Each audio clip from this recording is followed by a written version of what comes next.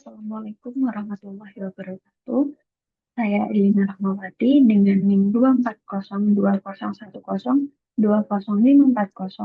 kelas NJ 401 Prodi Manajemen PJJ S1 Unsia mata kuliah Perekonomian Indonesia dengan dosen Bapak Joko Suharyanto.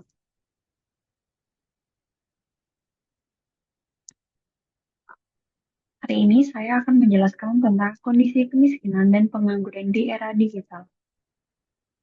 Kemiskinan. Kemiskinan adalah kondisi di mana seseorang atau kelompok tidak memiliki cukup sumber daya, mulai dari pendapatan, makanan, tempat tinggal, pendidikan, dan layanan kesehatan untuk memenuhi kebutuhan dasar hidup secara layak. Kemiskinan seringkali berkaitan dengan keterbatasan akses terhadap pendidikan, pekerjaan, dan layanan kesehatan. Lalu, apa itu pengangguran? Pengangguran adalah kondisi ketika seseorang yang mampu dan ingin bekerja, namun tidak mendapatkan pekerjaan. Pengangguran berdampak pada penurunan pendapatan, daya beli, dan kesejahteraan masyarakat secara umum. Kondisi terkini kemiskinan dan pengangguran. Di tahun 2025, Indonesia masih menghadapi tantangan signifikan dalam menurunkan angka kemiskinan dan pengangguran. Meskipun era digital membuka lapangan kerja baru di sektor teknologi dan ekonomi kreatif, banyak masyarakat belum memiliki keterampilan yang sesuai.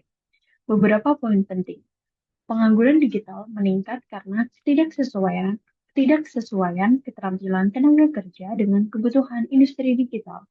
Yang kedua, kemiskinan struktural tetap tinggi, terutama di daerah dengan akses terbatas terhadap pendidikan dan teknologi.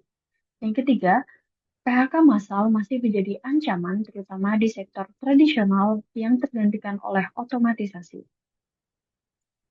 Teori ekonomi yang relevan ada tiga.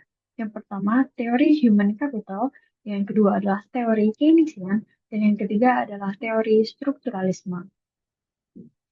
Teori human, teori human capital menekankan pentingnya investasi dalam pendidikan dan pelatihan sebagai kunci peningkatan produktivitas dan pengurangan pengangguran. Yang kedua, teori Keynesian menyatakan bahwa intervensi pemerintah melalui belanja publik dan subsidi dapat mendorong permintaan agregat dan menciptakan lapangan kerja. Yang ketiga, teori strukturalisme menyoroti ketimpangan struktural dalam distribusi sumber daya dan akses terhadap teknologi sebagai penyebab utama kemiskinan.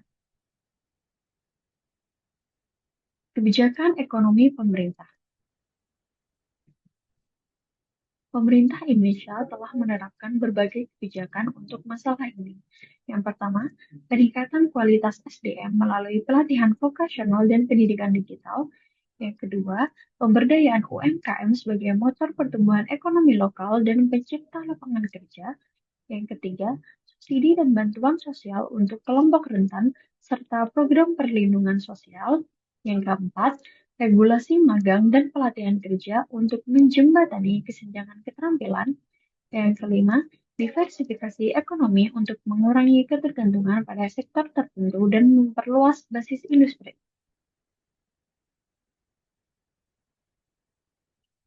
Solusi dan rekomendasi untuk masalah ini. Yang pertama adalah penguatan pendidikan dan pelatihan digital. Pemerintah dan swasta perlu memperluas akses pelatihan keterampilan digital seperti coding, desain, AI, dan lain-lain, terutama bagi generasi muda dan masyarakat miskin. Yang kedua, transformasi UMKM ke ekonomi digital dengan cara mendorong UMKM untuk go digital melalui e-commerce, digital marketing, dan sistem pembayaran online.